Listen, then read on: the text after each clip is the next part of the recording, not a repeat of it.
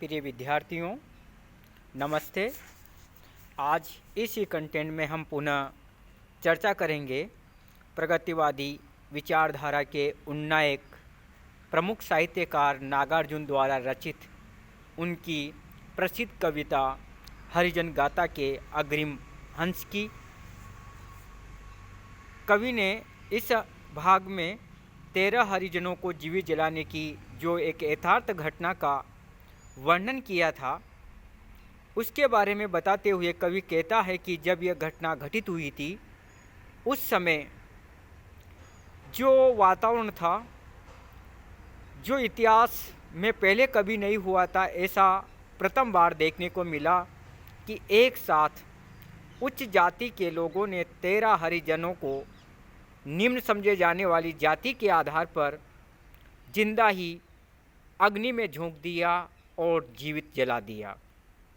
इस घटना को आधार मान करके कवि आगे कहता है कि इतिहास में ऐसा कभी नहीं हुआ था कि इस प्रकार से स्वयं मनुपुत्रों ने ही अपने भाइयों को अर्थात निम्न समझे जाने वाली जाति के मनुपुत्रों को जिंदा जला दिया हो। कवि कहता है कि ऐसा तो कभी नहीं हुआ था कि महज 10 मील दूर पड़ता हो थाना और दरोगा जी तक बार बार खबरें पहुंचा दी गई हो संभावित दुर्घटनाओं की, और निरंतर कई दिनों तक चलती रही हो तैयारियां सरेआम।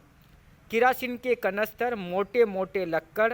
उपलों के ढेर, सूखी घास फूस के पूले जुटाए गए हो उल्लासपूर्वक, और एक विराट चिता कुंड के लिए खोदा गया हो गड्ढा हंस हंस कर, और ऊंची जातियों वाली वह समूची आबादी आ गई हो होली वाले सुपर मौज के मूड में, और इस तरह जिंदा झोंक दिए गए हो 13 के 13 अभागे मनुपुत्र, 100 भाग्यवान मनु पुत्रों द्वारा। ऐसा तो कभी नहीं हुआ था। कवि ने यहाँ पर उन 13 लोगों को जो हरिजन जाति के थे, निम्न जाति के थे, जिनको जिंदा ही आग में जला दिया गया था, उस घटना के बारे में बताते हुए लिखा है कि इस मौत के तांडव का पता सबको था, यहाँ तक कि समाज के सेवक समझे जाने वाले दरोगा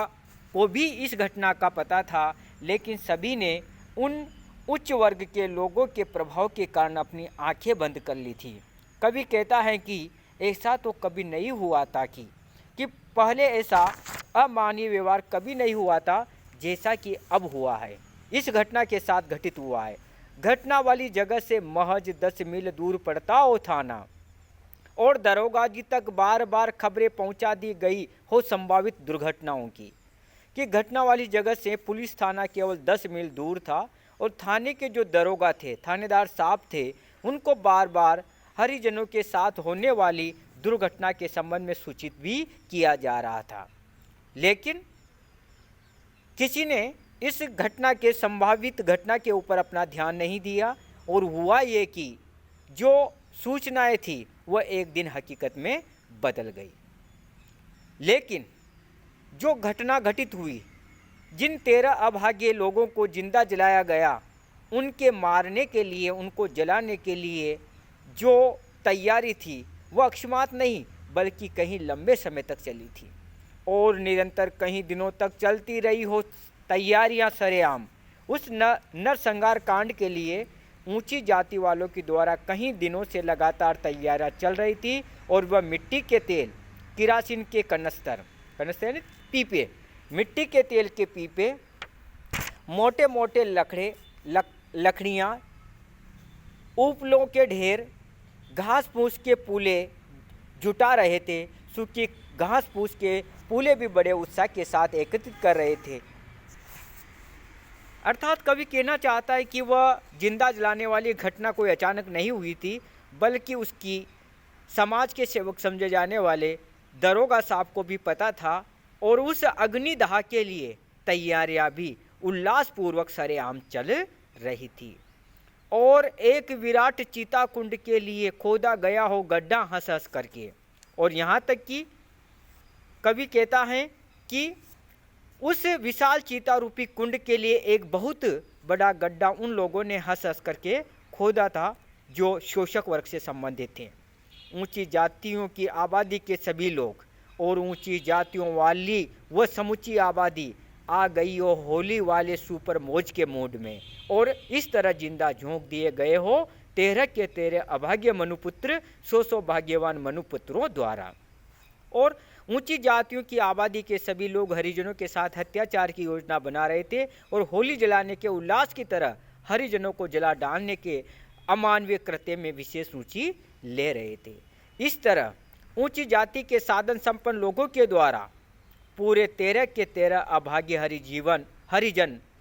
जाति के लोगों को जीवित ही जला दिया गया, जिंदा ही आग की लपटों में झोंक दिया गया। ऐसा अमानवीय कृत्य तो पहले कभी भी नहीं हुआ था। ये कृत्य तो मानवता के नाम पर एक बहुत बड़ा कलंक था। कवि ने इस घटना को आधार मान करके हमें यह बताने का प्रयास किया है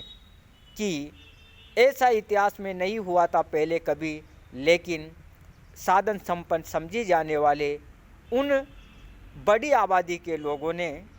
हरिजन जाति जो कि निम्न समझी जाती थी, उनके 13 लोगों को जिंदा जला दिया गया। और इस घटना की जानकारी पहले से ही समाज के सेवक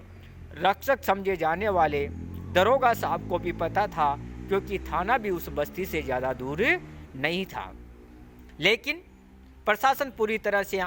उन प्रभावशाली लोगों के सामने नतमस्तक बना रहा और उस ऊंची जाति के सब साधन संपन्न लोगों ने पूरी तैयारियों के साथ दिखा करके सरेआम खुलेआम उन 13 लोगों को जिंदा जला दिया। ये मानवता के नाम पर एक बहुत बड़ा कृत्य था। कवि ने यहाँ पर भाग्यवान मनुपुत्रों के रूप में उच्च और साधन संपन्न लोगों को प्रस्तुत किया है तथा अभाग्य मनुपुत्रों के लिए मनु जो पुत्र शब्द हैं वह निम्न समझे जाने वाली उस हरिजन जाति के लोगों के लिए प्रयुक्त हुआ है जिनको जिंदा जलाया गया था। लेकिन साथ के साथ ही यहाँ पर दोनों ही वर्ग के लोग मानव हैं, ईश्वर की समान संतान हैं, फिर भी ऐसा भेदभाव किया जा रहा है। इस घटना की ओर कवि ने संकेत करते हुए शोषण और दमन की कुप्रवृत्ति को हमारे सामने प्रस्तुत किया है। ऊंची जाति वालों की असहिष्णुता एवं अमानवीय क्रूरता की सशक्त व्यंजना यहाँ पर कवि ने की है और साथ ही कवि का समतावादी एवं मानवतावादी दृष्टिकोण भी व्यक्त हुआ है। शब्दावली सरल है लेकिन हृदय को झकझोर देने वाली है। इस प्रकार से कवि ने शोषण की नींव को उजागर करने का एक सशक्त कदम उस समय उठाया था, वह हमारे सामने आता है। जय हिंद, जय भारत।